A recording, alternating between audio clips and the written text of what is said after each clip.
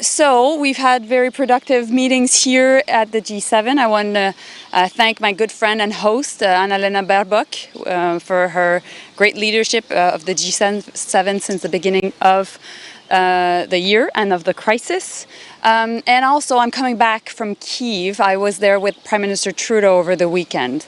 One of the key takeaways that we had as the Canadian delegation is how much many cities across Ukraine, and particularly where we were, Irpin, are facing a huge demining issue. And families cannot go back to their homes or go back, and kids cannot go back to parks or playgrounds because there's so many landmines across the country. Now, Canada has been spearheading the issue of landmines for years. There is an important Ottawa Convention on the question of landmines. So we have announced support to map these landmines across Ukraine and also educate the population. But we need to do more, and we will do more.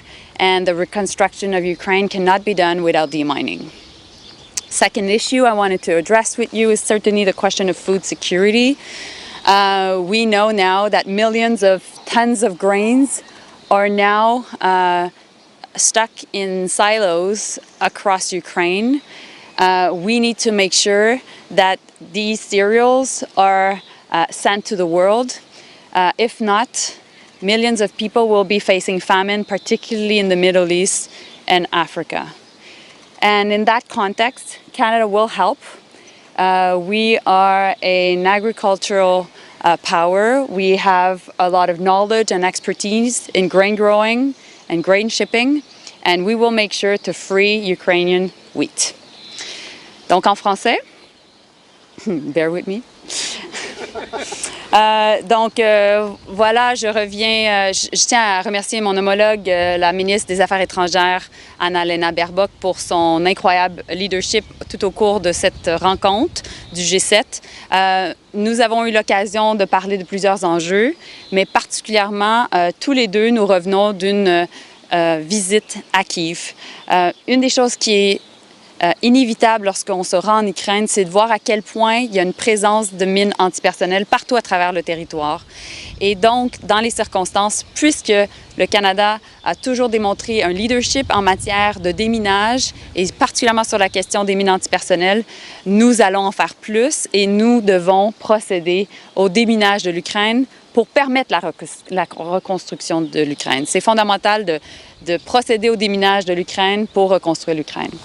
Et dans les circonstances, nous allons travailler certainement pour cartographier les mines, mais plus que ça, pour éduquer et éventuellement déminer. L'autre enjeu, c'est certainement la question de la sécurité alimentaire.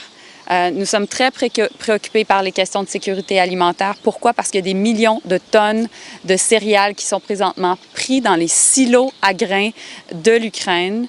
Et pour faire en sorte d'empêcher la famine de plusieurs personnes partout à travers le Moyen-Orient, également partout à travers l'Afrique, nous devons faire en sorte de libérer les grains, d'acheminer les grains de l'Ukraine un peu partout à travers l'Europe pour éventuellement se rendre en Afrique et au Moyen-Orient.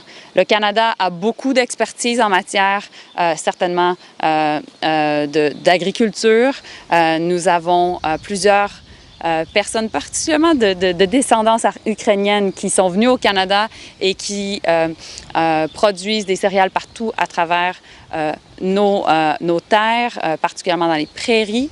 Et dans les circonstances, nous avons l'expertise pour acheminer le grain et aider les Ukrainiens à faire en sorte justement de se préparer pour la prochaine récolte. Parce qu'on doit libérer les silos à grains pour faire en sorte par la suite que la prochaine récolte puisse être entreposée.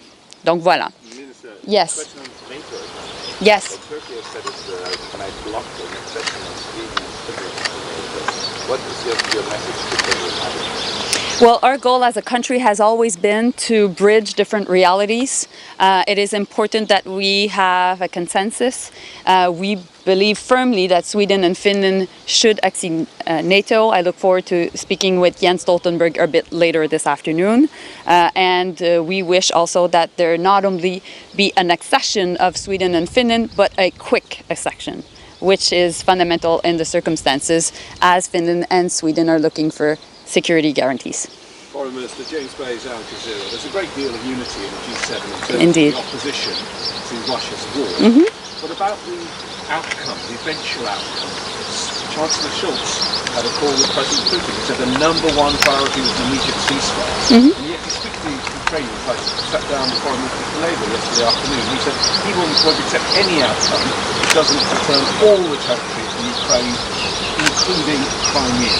So there are differences on this. How do you bridge those differences and what is Canada? Well, our position is that Ukraine should decide that. And it's up to President Zelensky and his government to decide what is a peaceful settlement, because it is in line with recognizing their sovereignty and territorial integrity. And it is a democratically elected government, and they need to make sure that they're supported by their people when taking that decision. So they've said they want it all back. You support them. You will help them until they get it all back. We will work with the Zelensky government. We've been providing weapons. We've been imposing strong sanctions. And at the end of the day, this is a government that needs to take their decision. Meanwhile, what Canada is doing is that we're providing expertise and counseling to the Ukrainian negotiators. We've been working with them, we've been advising them, and it is important that they get the right security mechanism, but at the same time that they're well suited to do these negotiations. We all know at this point that negotiations at this time are not happening. Why? Because in order to be at in a position of force at the negotiation table, they need to have hard power. They need to show strength also on the battlefield, and therefore hard power is fundamental before soft power in the circumstances. Yes? You spoke about the grain problem. What concretely is Canada and the G7 doing to get the grain out? And Canada is also pressing ahead on seizing Russian state assets. Were you able to convince your particularly European counterparts here that that's a feasible thing for them to do? I'll start with the end of your question. So yes, Canada is the first country of the G7 to go ahead with a legislation that not only empowers the government to seize assets, but afterwards to make sure that we sell these assets and we provide the proceeds to the victims of the war and to help the reconstruction of Ukraine. It is fundamental that the Ukraine war be also, it is fundamental that the reconstruction of Ukraine be funded by the perpetrators of this war. There's a lot of interest on the part of G7 members. We've definitely had the conversation about this. The US is already following suit on this as the Congress is discussing about it, but also the European Union is very interested as well. And on the question of food security, we will work with many countries to find a solution. But I would say also we are willing to send ship containers to different key European ports to provide the capacity and eventually send the grains to the Middle East and Africa. And I look forward to talking also with Tony Blinken later today about this very issue. Good? Aucune question en français? Mais je suis presque triste. Ok, merci beaucoup. Thank you so much. Thank you.